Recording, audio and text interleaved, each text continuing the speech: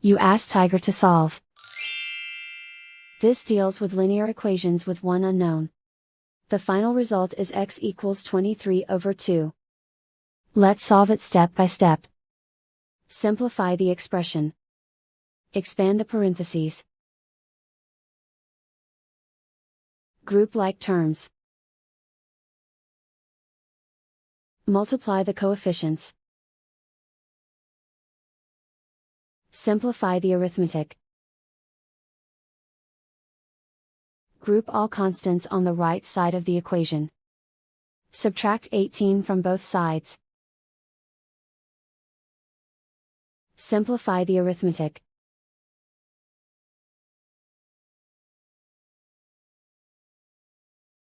Isolate the x. Divide both sides by 4. Simplify the fraction. Find the greatest common factor of the numerator and denominator.